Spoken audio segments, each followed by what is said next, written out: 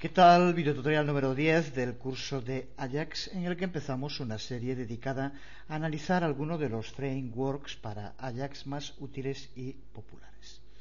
Empezaremos viendo el framework prototype.js, del que aquí ves su página principal. Ya hemos visto en el anterior videotutorial lo que es y cómo utilizar una librería. Vamos a ver ahora cómo usar estas completísimas librerías que amplían enormemente las posibilidades de uso tanto de Ajax como de JavaScript y de las aplicaciones web en general. El Prototype JS ha sido desarrollado por Sam Stephenson y es una de las librerías JavaScript más populares. Contiene una colección de funciones muy útiles para desarrollar todo tipo de rutinas. Incluye desde luego soporte específico para Ajax. Veremos cómo mediante el uso de esta librería el código JavaScript puede al mismo tiempo ser simplificado y aumentar su potencialidad mediante las capacidades que nos incorpora esta librería. Tiene también soporte para la gestión de DOM, para formularios HTML y desde luego para el objeto XML HTTP request. La última versión de la librería puedes descargarla desde este enlace. No vamos a incluirla con el vídeo tutorial, ya que este tipo de librerías están actualizándose constantemente y siempre es mejor acceder a la página propia del framework. Para utilizarla dentro de nuestras aplicaciones vamos a descargar la versión que ya viene en archivo JS y que posteriormente simplemente tendremos que incluir en el mismo directorio. Así que pulsa sobre Just el JS, por favor, y desde aquí ya obtendrás el archivo de extensión JS que simplemente tendrás que colocar en el directorio junto con la aplicación a la que quieras aplicárselo. La otra versión divide en librerías los distintos objetos y métodos que lo forman, pero nosotros vamos a usar directamente el JS, como decía. Para empezar, indicar que cuando elaboramos este videotutorial en agosto de 2006, la última versión de Prototype JS era la versión 1.4.0. Si descargas una versión diferente, comprueba la documentación para ver si hay alguna modificación entre la versión descrita y la que estamos utilizando aquí. Después de descargarla, aquí tenemos el archivo correspondiente a esa versión 1.4.0 de Prototype JS.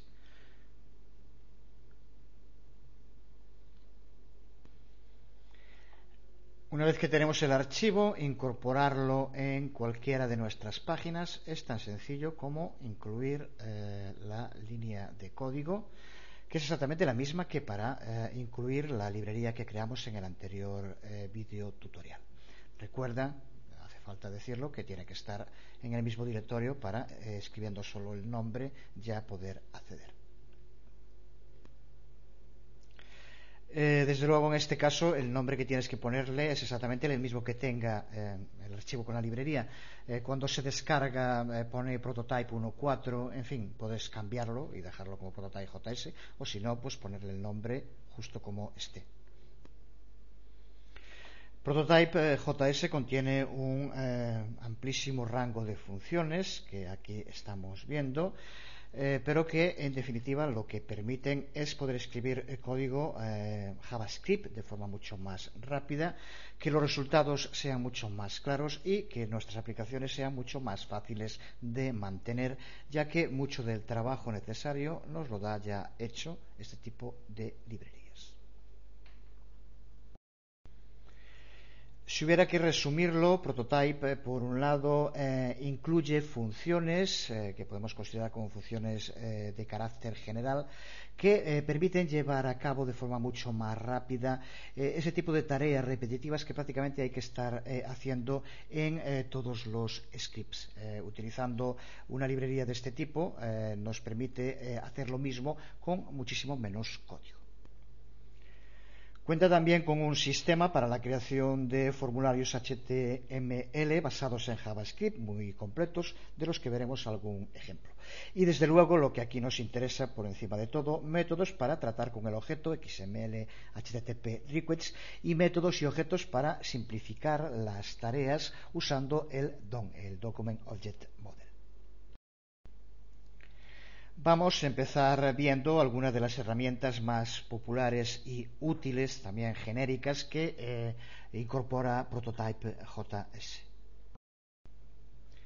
Y empezamos viendo una de las funciones más populares y que también explica muy bien ese primer apartado de contenidos de la librería, que es el que nos permite agilizar determinadas tareas repetitivas.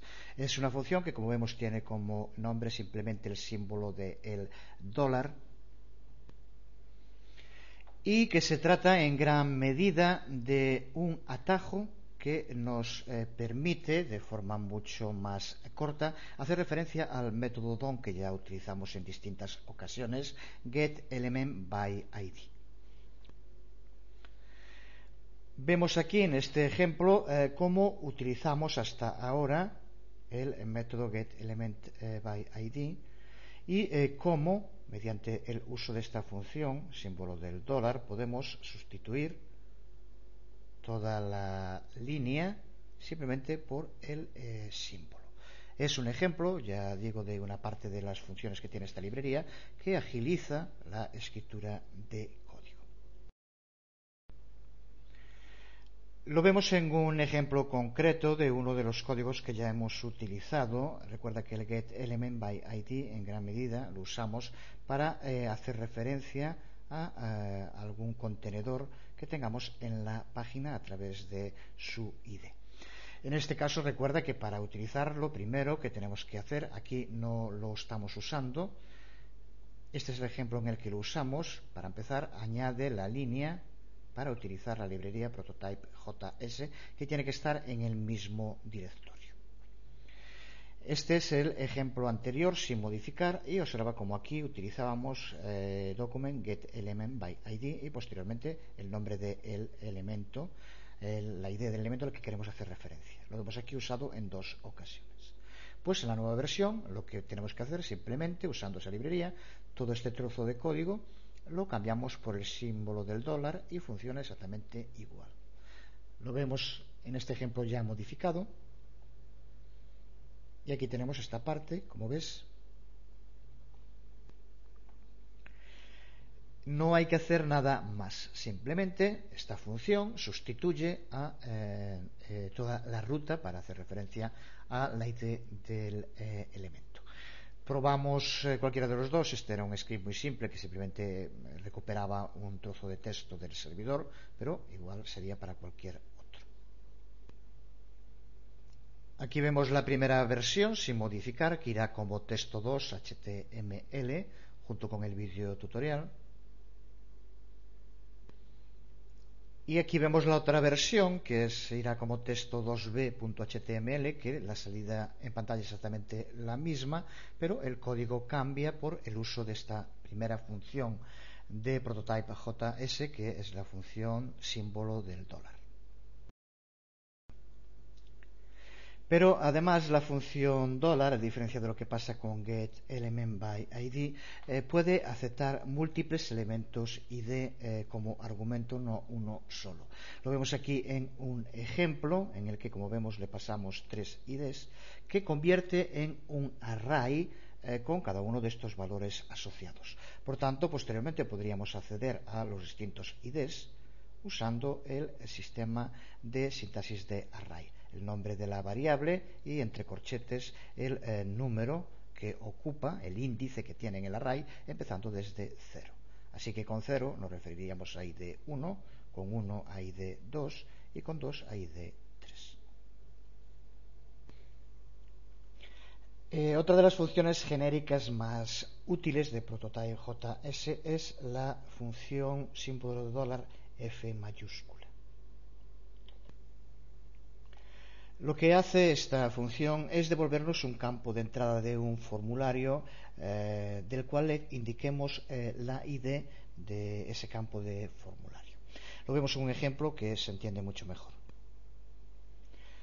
Aquí vemos un ejemplo de formulario con dos inputs, un campo de texto, que como vemos tiene como ID entrada, y entrada 1, perdón, y otro que es una caja de chequeo, que en este caso tiene como nombre de ID entrada 2. Como vemos aquí el nombre es distinto, en general suele ser mejor poner el mismo nombre que ID, pero aquí justo para ver que lo que tenemos que utilizar con la función símbolo de $F es el ID. Por tanto, cuando le indiquemos, ahora como vemos aquí, usamos esto como gestor de eventos para llamar a la función test, y la función test es algo tan sencillo como utilizar un alert y la función del archivo de prototype.js, que desde luego también está llamado dentro de esta misma página. Lo que le pasamos aquí como argumento, como vemos está entrada 1, con lo cual lo que nos devolverá la alerta será lo que contenga el campo de texto. Si ponemos entrada 2, lo que nos devolverá es cuál de las opciones esté seleccionada. Aquí vemos su salida en el navegador. Recuerda que pusimos entrada 1, que es el ID de este campo de texto. Si ahora pulsamos sobre test, el botón que llama a la función, no aparece nada porque no tiene ningún valor. Aparece simplemente la ventana. Pero si escribimos aquí cualquier cosa, si ahora pulsamos sobre test, nos devuelve el valor del ID que le indicamos. Si simplemente modificamos aquí el nombre de la ID, en este caso entrada 1 lo cambiamos por entrada 2, ahora observa que lo que nos va a hacer será devolver el valor que tenga la opción seleccionada. Si es opción A aparecerá 0, si es opción B 1 o si es opción C 2. De este modo vemos como otra importante función dentro de esta galería que nos permite seleccionar por su ID distintos elementos de formulario. Vemos aquí esta otra versión, que en este caso irá como función F1B HTML, y ahora observa cómo lo que va a devolver es la opción que está aquí seleccionada. Opción A será 0, y si ahora seleccionamos otra cualquiera sería 1 o 2. Con la C, por ejemplo, tiene que ser 2, como aquí vemos.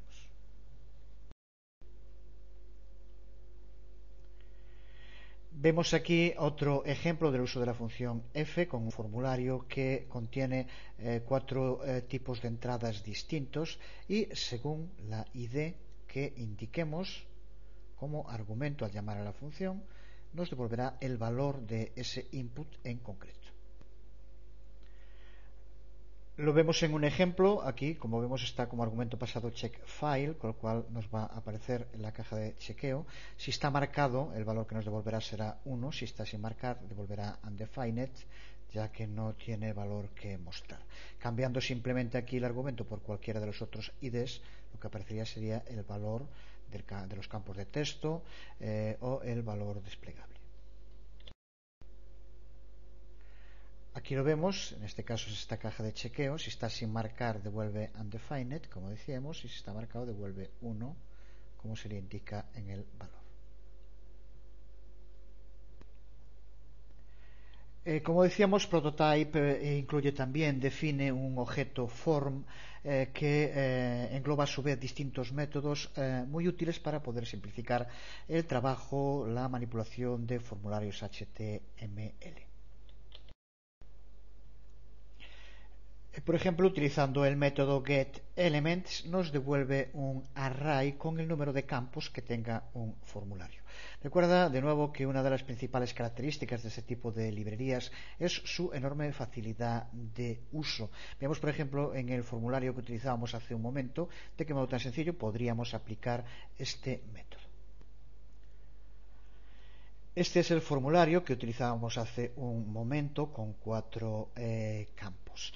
Vemos de qué modo tan sencillo podríamos tener un array del número de campos que posteriormente, mediante el uso del índice, podríamos utilizar con muchísimos, muy distintos objetivos. Pues lo único que cambiamos, le damos una ID al formulario, vamos a llamarle miForm, y ahora como vemos en la función indicamos un nombre de variable campos y lo hacemos igual a, como decíamos, form y el método getElements y la ID del formulario del que queremos conocer el número de campos que lo forman. Posteriormente, por ejemplo, de modo sencillo para ver el funcionamiento, usamos la propiedad length para que se muestre en una alerta. Por lo tanto, campos length tendrá que ser un valor de 4, que es el número de campos que tiene este formulario en concreto. Aquí vemos esta versión, el formulario es exactamente el mismo de antes, irá como form1 HTML con los archivos de prácticas, y el gestor de eventos lo tenemos también en el botón. Simplemente llama a una función distinta que lo que hace es recuperar un array con el número de campos y devolver el número con el uso de la propiedad length. Pulsando sobre probar, vemos, como nos aparece en la alerta, 4, que es el número de campos que tiene el formulario, cuya ID pasamos en la función. Otro método del objeto form de la librería Prototype.js es el método serialize, que puede tener multitud de posibilidades, ya que lo que hace este método es devolvernos el contenido de un formulario, de los campos de un formulario, pero como un string de pares, parámetro valor, y codificados ya para usar con el método get. De nuevo vemos cómo aplicarlo sobre este mismo formulario y de nuevo como de modo muy sencillo podemos cambiar esta función simplemente indicándole aquí que utilice el método serialize, va a ser llamando al mismo formulario, y después aquí poniendo como alerta el nombre del campo para que nos devuelva ese string ya codificado con pares nombre-valor. Aquí vemos esa otra versión en la que simplemente, como vemos, cambiamos esta parte, ponemos form serialize myform, y ahora alerta le pasamos como argumento la variable campos, que será ese string con los pares parámetro valor. Aquí lo vemos, irá como form2html y el gestor de eventos seguimos teniendo en el mismo sitio y vemos la salida con el formato parámetro valor. Podríamos seguir así viendo otros métodos, desde luego no vamos a verlos todos. Recuerda que también en gran medida meterse en el mundo de programación es por encima de todo cuando te encuentres con, por ejemplo, una librería de este tipo, tener la autonomía suficiente para ver un método, leer la documentación y saber aplicarlo. En este caso las librerías incluso es muy sencillo. Lo vemos aquí en un tercer ejemplo en el que vemos cómo utilizando los métodos habilitar y deshabilitar, enable, disable, podemos fácilmente hacer que un formulario que esté en una página HTML aparezca habilitado, se puede utilizar, o aparezca deshabilitado, que no puede usarse. Simplemente, como ves, en este caso tenemos dos funciones, pero cada una de ellas lo único que contiene es el nombre del objeto form, el nombre del método y el nombre del formulario. Uno usando enable y otro disable. El formulario es los botones que van a permitir llamar a estas dos funciones están fuera, porque si no se nos deshabilitarían y tampoco podríamos usarlos. Es simplemente un campo de texto y el gestor, el onClick, en este caso lo ponemos en cada uno de los botones. Uno de ellos hará que este campo de texto se habilite y el otro hará que se deshabilite. Aquí lo vemos, este es el campo de texto en el que podemos introducir texto. Si pulsamos sobre deshabilitar, observa cómo el botón cambia, el campo de texto cambia de color y no puede usarse. Ahora, aunque pulse en él, no puedo escribir texto. Simplemente pulsando sobre habilitar, llamamos a form enable y ya de nuevo podemos escribir en él. Observa, por tanto, de qué modo tan sencillo. Creo que son buenos ejemplos de la gran potencialidad que tienen este tipo de librerías. No tenemos que olvidar que estamos en un curso de Ajax, aunque a estas alturas creo que para todo el mundo estará claro que separar Ajax de JavaScript, de separar Ajax del DOM, es imposible. Pero sí que queremos centrarnos en ese tema y también para trabajar con peticiones asincrónicas, para trabajar con Ajax, la librería Prototype.js incorpora el objeto Ajax que nos permite de modo sencillo incluir distintos métodos para llevar a cabo ese tipo de peticiones al servidor. Para empezar, aunque no está justo dentro del objeto Ajax, sí que tiene una funcionalidad muy útil para trabajar con Ajax, que es la función que aquí vemos try_this. Si recuerdas, una de las primeras cosas que vimos cuando empezamos el curso era la necesidad de, para poder llamar a una instancia, crear una instancia del objeto XML HTTP request, que había que hacerlo de distintos modos dependiendo del navegador. Creamos una función que lo lleva a cabo. Pues bien, usando try_this es justo también para lo mismo, para poder llevar a cabo una rutina repetitiva en caso de que el primer intento devuelva un error. Por lo tanto, esto que vemos aquí podemos utilizarlo para sustituir todo el código que usábamos hasta ahora para poder crear una instancia del objeto XML HTTP request que funciona en todos los navegadores.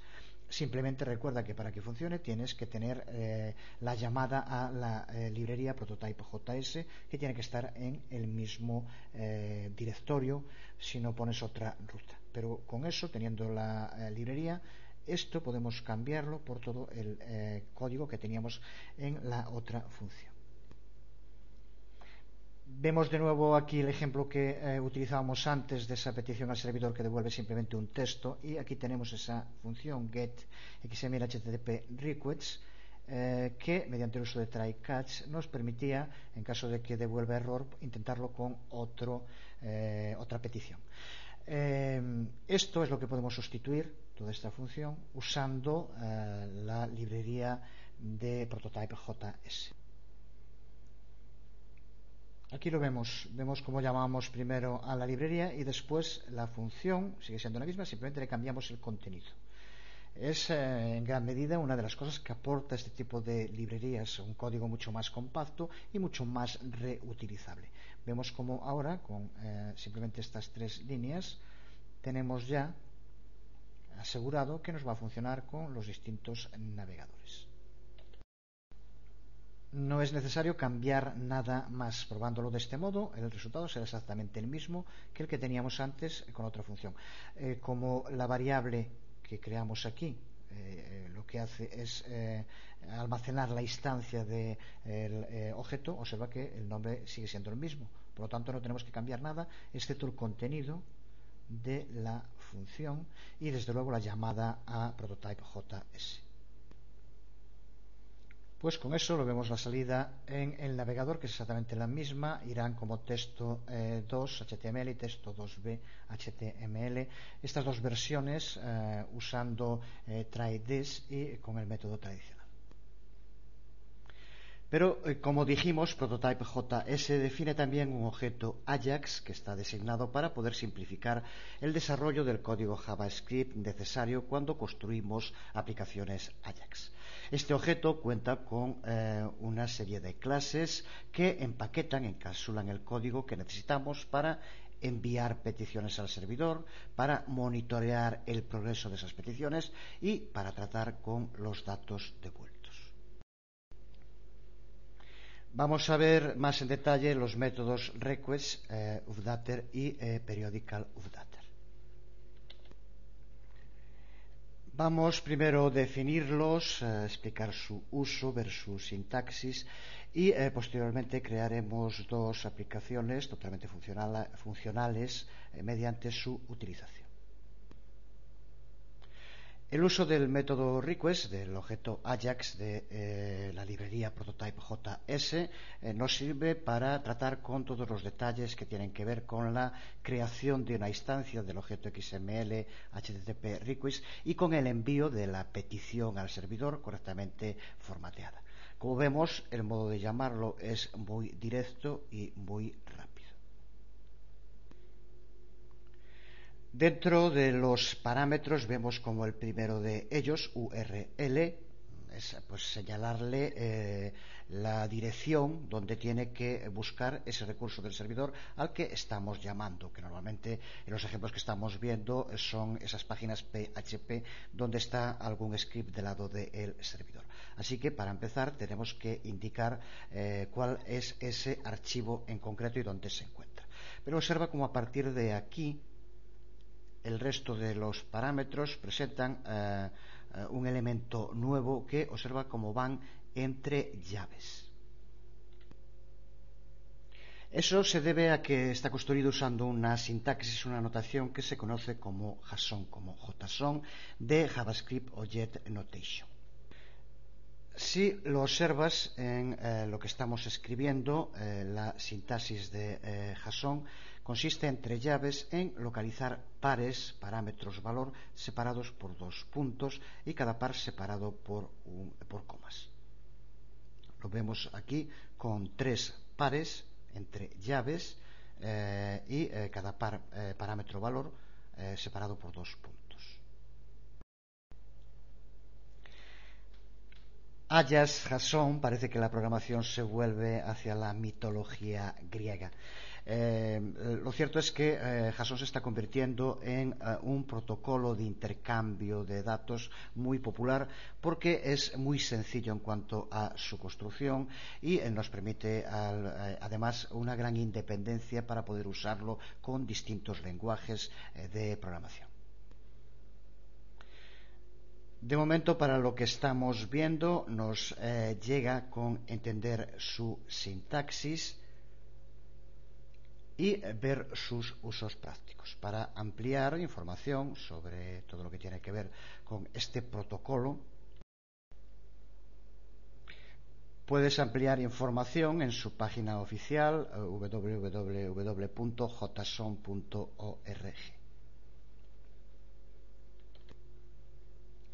En cuanto a los pares que contiene, no son nada nuevo. Como vemos, el primero de ellos indica el método, que puede ser get o post. El segundo, los datos que queremos pasar, que aquí irían en una variable llamada mis datos, y que recuerda que si es get, tienen que ir codificados del modo preciso.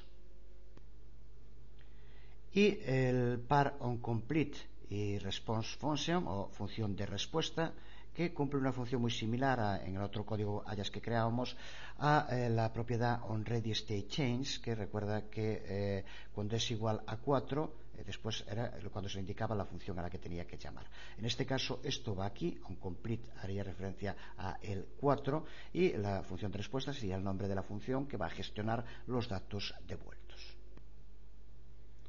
Si usamos onComplete, por lo tanto, será cuando el valor de la propiedad readyState sea igual a 4 y en ese momento se ejecute la función. Recuerda que podríamos hacerlo en alguna de las fases anteriores, que recuerda que eran para 1, 2 o 3, loading, loaded o interactive, usando aquí en lugar de onComplete, onLoading, onLoad o onInteractive.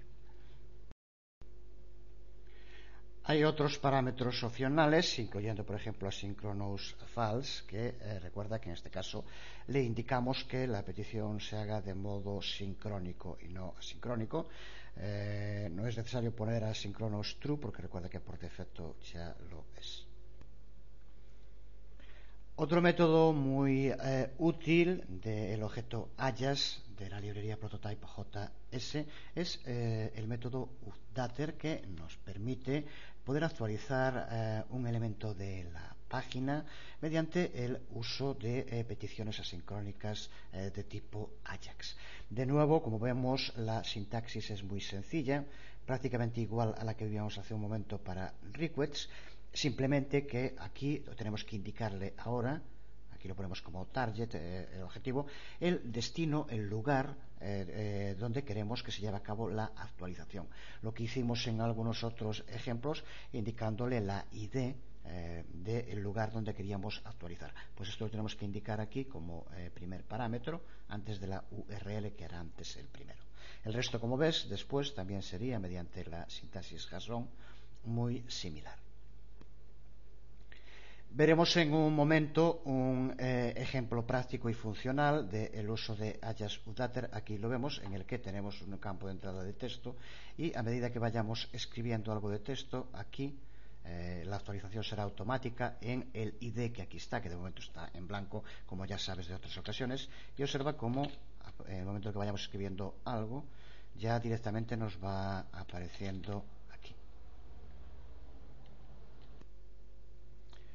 Pero antes vamos a ver el tercero de los métodos que también puede tener un gran interés, que como vemos se llama Periodical Updater.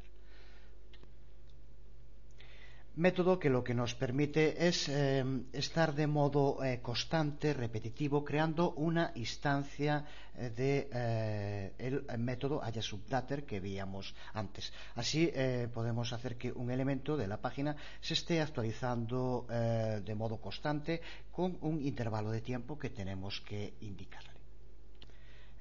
Puede ser muy útil para algún tipo de aplicaciones, como por ejemplo teletipos de noticias o lectores RSS, porque nos asegura que el visitante siempre verá información que esté actualizada cada cierto tiempo, sin que necesite, como ya sabemos, tener que actualizar la página.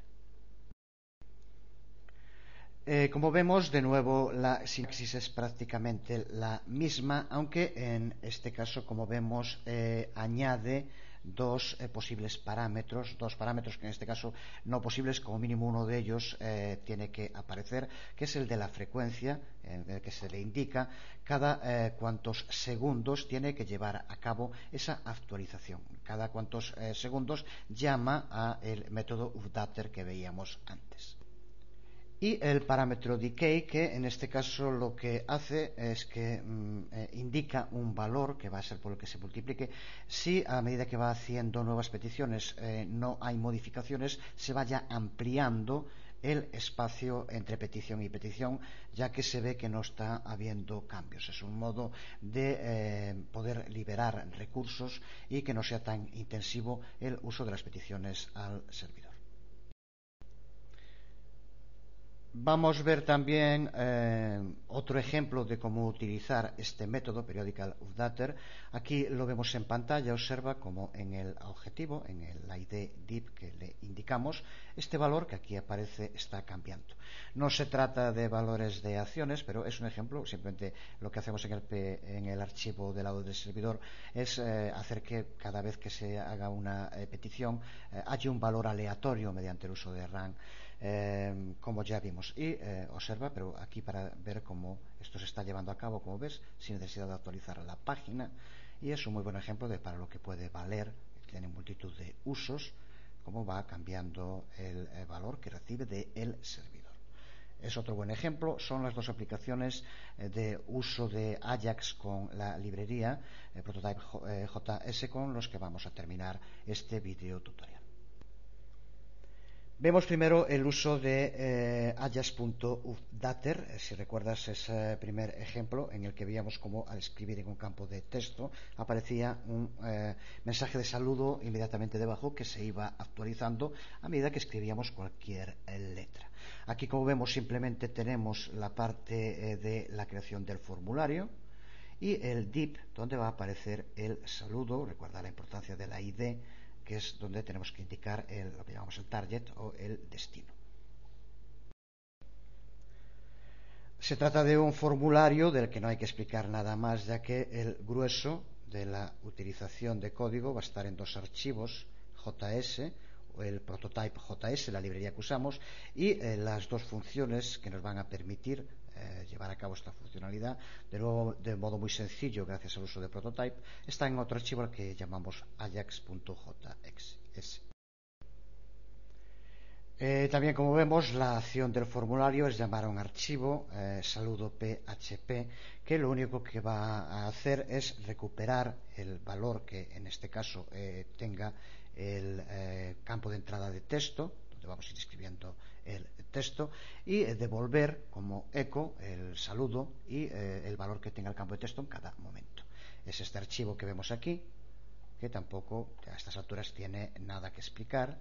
Simplemente usamos UTF-8 encode por lo que dijimos y el mensaje más el valor que en cada momento tenga la variable nombre, que es la que recibimos.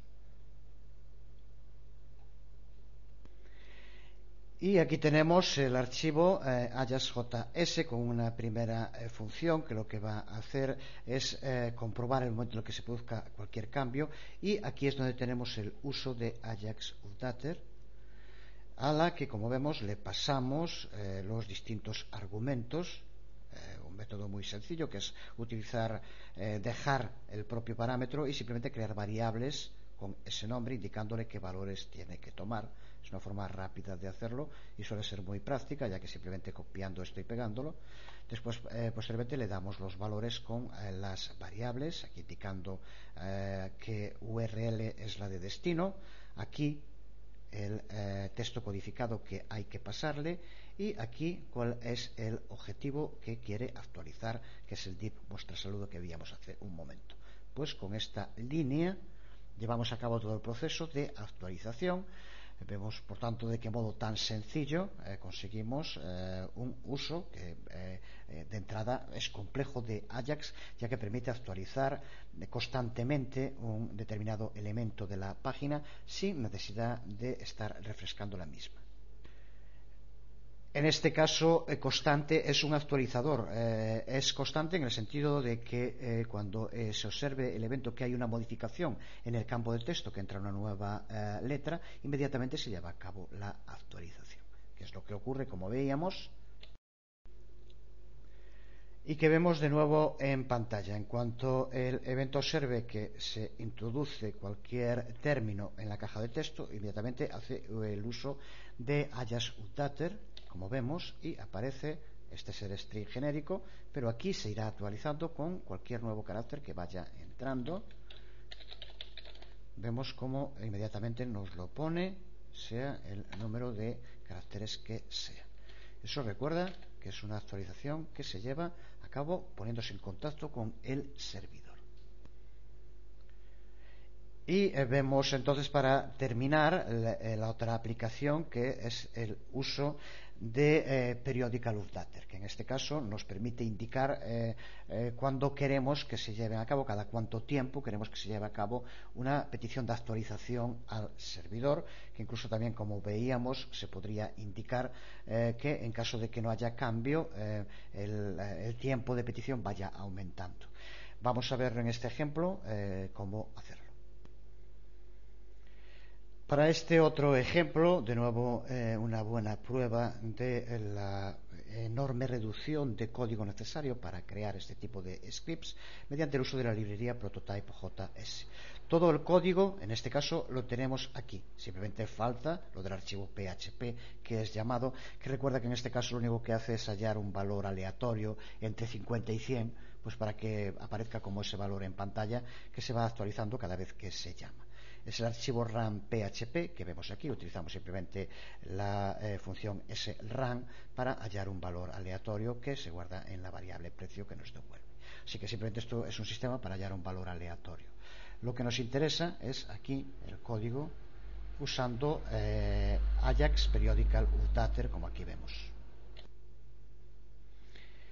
Y de nuevo, en el uso del método Periodical Updater, en los argumentos que le pasamos, el primero, como vemos, target, que hace referencia aquí, como vemos, valores. Utilizamos la función prototype.js $, que ya vimos, para que haga lo mismo que hacíamos cuando utilizamos el método getElementById, sin tener que ponerlo, y observa que hace referencia a esta id, que es la que aquí vemos, valores. Pero también, una vez más, como en la anterior aplicación, aparece el uso del método observe del objeto event, objeto que pertenece una vez más a la librería Prototype.js y que tenemos que ver un poco más en detalle para poder entender el funcionamiento de estas dos aplicaciones.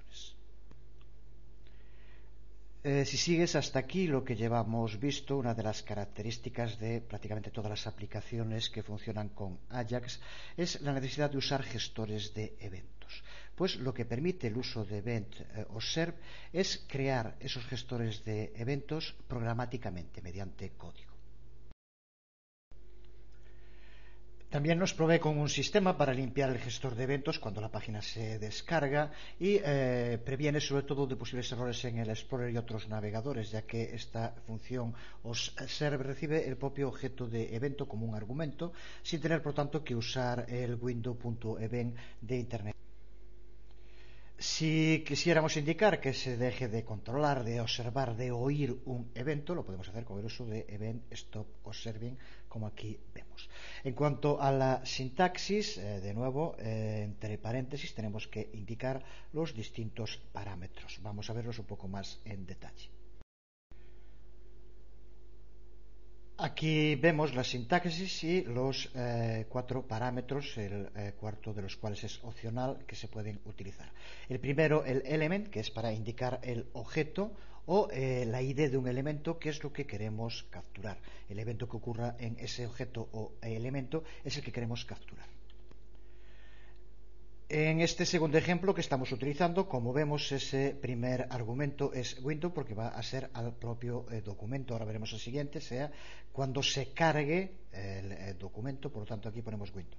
Pero si lo vemos en el anterior ejemplo que estábamos utilizando, observa que lo utilizábamos en 2 ocasiones. En la primera también lo mismo, cuando se cargaba, pero observa cómo posteriormente lo volvemos a usar aquí, y aquí le indicamos que el evento es otro, que es en este caso uno de los que forman el formulario, el que tiene, como vemos aquí, saludo nombre, que lo podemos ver también dentro. Aquí tenemos como lo que le estamos indicando en un caso es que sea la propia ventana del documento, pero en otro caso le estamos indicando que el lugar donde tiene que controlar el evento es un elemento en concreto, que, como ya sabes, aquí en este ejemplo es en el que el campo de texto donde se va a ir escribiendo algo, y recuerda que cuando se va escribiendo, ahora también lo vemos cuál es el desencadenante. Porque, como vemos, el segundo de los parámetros, el segundo argumento que tenemos que pasarle es el nombre del evento que queremos capturar, que sería el load cuando se carga la página, clic cuando se hace clic sobre un determinado elemento. Lo vemos de nuevo en los ejemplos que estamos utilizando. Aquí, en este primero, como vemos, es al cargarse, cuando se carga, es cuando tiene que llevarse a cabo. Y en el otro que estamos viendo, en la primera parte también es al cargarse, pero en este, otra vez que lo usamos, aquí como vemos es key up, que es cuando se pulse y se deje de pulsar la tecla. Y el tercero de los argumentos, que como vemos aquí le llama observer, y que es la función que es la que va a llevar a cabo un trabajo cuando se dispare el evento. De nuevo viéndolo vemos como aquí lo que se le indica es actualizar, que es el nombre de la función que lleva a cabo el proceso, en este caso de actualización del valor que recibe. Así que en este caso el tercero es la función. Lo podemos ver también en el otro que estamos utilizando, que aquí como vemos es esta función init la que llama. Y el cuarto parámetro opcional, que es el que indica cuándo tiene que dispararse el evento, si bien cuando empieza a llevarse a cabo la captura o cuando se realiza. En general, si es true es desde que se inicia, en general vamos a poner false, en los 2 casos estamos utilizando false, ya que será en el momento en el que se lleve a cabo esa acción del evento cuando se llame a la función. Por tanto, otro buen ejemplo de las posibilidades de la librería que nos permite el uso de Prototype JS. En este caso, como estamos viendo, la posibilidad de gestionar eventos mediante código de programación, que es lo que hacemos con Event Observe. Pues con lo dicho, creo que no hay el más mínimo problema para entender el código de cualquiera de las 2 aplicaciones que acabamos de ver. Aquí tenemos el periodical updater, en el que, como vemos, lo que hace, de nuevo usando la función de prototype JS, es indicar dónde queremos que aparezca, que en este caso será en este div que tenemos aquí, qué función llamamos, y también le indicamos la frecuencia con la que queremos que se esté llevando a cabo la petición, que será cada 3 segundos. Podríamos también indicar, como decíamos, un retraso si cada vez que se hiciera la petición no hubiera modificación. En este caso no lo utilizamos. Y ya sabemos que el uso de Event Observe es el que funciona como el gestor de eventos, que en este caso será cuando se carga la página. Desde el momento que se cargue la página, la función actualizar será llamada y el método periodical updater hará que cada 3 segundos se llame a el archivo RAM.php.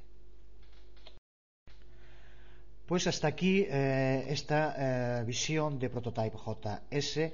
Con el propio ejemplo que tenemos en pantalla queda más que claro cómo se reduce notablemente la cantidad de código necesario. Observa que aquí en pocas líneas creamos un sistema complejo de actualización de una parte de nuestra página sin necesidad de tener que actualizar toda la página. Y eso solo con estas líneas de código. Desde luego, Prototype JS aporta muchas otras cosas. Profundizar en ello requiere dedicarle más tiempo, sin duda alguna, pero creo que una idea fundamental queda, y cómo usarlo para el objeto Ajax que contiene, creo que debe quedar con estos ejemplos más que claro. Pues nada más, aquí quedamos. Dedicaremos el próximo vídeo tutorial a ver otra de estas librerías, Rico, de las más conocidas, y un siguiente vídeo tutorial que dedicaremos a Shoat. A partir de ahí, ya después de haber visto las librerías, por lo menos las más importantes, y desde luego que las otras que hay, pues hay que mirar cuáles son los métodos, cuáles son sus objetos, pero el mecanismo de funcionamiento es exactamente el mismo. Después de esos otros dos videotutoriales empezaremos ya con ejemplos prácticos de creación de aplicaciones completas y funcionales. Nada más, os habló Jesús Conde, nos vemos.